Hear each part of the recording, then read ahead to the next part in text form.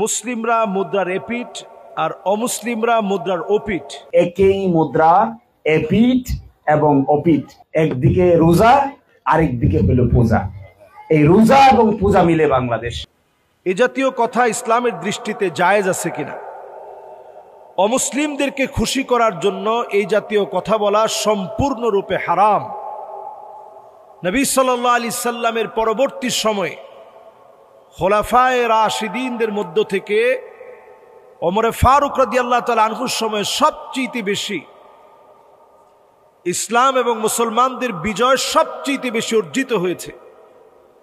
তাই বলে একটা জায়গাতেও অমুসলিমদের সাথে মুসলমানদেরকে মিশিয়ে ফেলার সাংস্কৃতিক যে আগ্রাসন, এই আগ্রাসন বাস্তবায়ন হতে দেওয়া হয় নাই। ওমর রাদিয়াল্লাহু তাআলা আনহু রাষ্ট্রীয় সফরে গিয়েছেন। জেরুজালেমে রাষ্ট্রীয় সফরে গিয়ে সেই জায়গায় ওনার খাওয়ার সময় একটা লোকমা পড়ে গেছে। সেখানে উপস্থিত সাহাবী বলছিলেন, খলিফাতুল মুসলিমিন, আজকে অন্তত আপনি পড়ে যাওয়া লোকমাটা আপনি উঠিয়ে খাবেন না। ওমর রাদিয়াল্লাহু তাআলা আনহুর চেহারা লাল হয়ে গেছে। তিনি বলছিলেন, আতরুকু সুন্নাতা হাবিবি রাসূলিল্লাহ লিহাউলাইল হুমাকা, আমি এই সমস্ত আহমকদের জন্য আমার নবী সাল্লাল্লাহু আলাইহি সাল্লামের একটা সুন্নত ছেড়ে দিব? এটা হতে পারে না। সুবহানাল্লাহ বিহামদিহি। কিন্তু বড় দুঃখজনক এক মহাসত্য, আমরা অনেক সময় অমুসলিমদেরকে খুশি করতে গিয়ে পূজা, রোজা, ইসলামী বিভিন্ন আচার আচরণকে এক করে ফেলি। অনেক সময় এমন বলে ফেলি, গজে চড়ে মা দুর্গা আসার কারণে অনেক ফসলের উন্নয়ন হয়েছে। নাউযু বিল্লাহি মিন যালিক।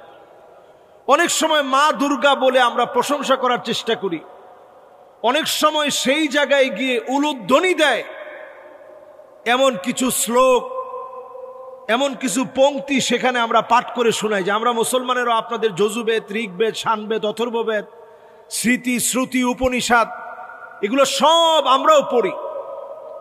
তাদের খুবই বন্ধুসুলভ বোঝানোর জন্য এই কাজগুলো আমরা করি।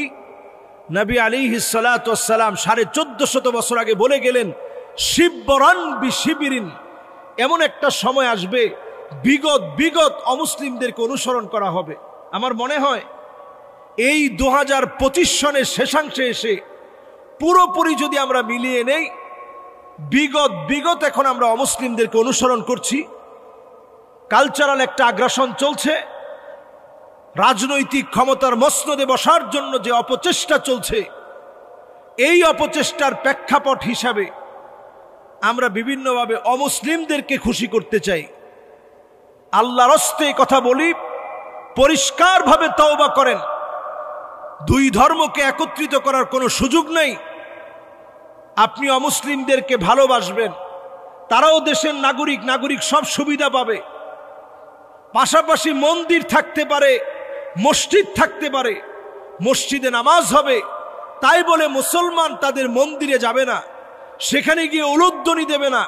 নবীজি সাল্লাল্লাহু আলাইহি সাল্লাম বলেছেন, লা তাকুমুস সাআহ, ততদিন পর্যন্ত কিয়ামত হবে না, হাত্তা ইয়াবুদাল লাত ওয়াল উজ্জা, যতক্ষণ না মুসলমানের সন্তান লাত, মানাত, উজ্জা, হোবাল বিভিন্ন মূর্তির সামনে গিয়ে মাথা নত করবে, উলুধ্বনি দিবে, তাদের মতো করে আচার আচরণ করবে, তার আগেই দুনিয়ায় কিয়ামত হবে না।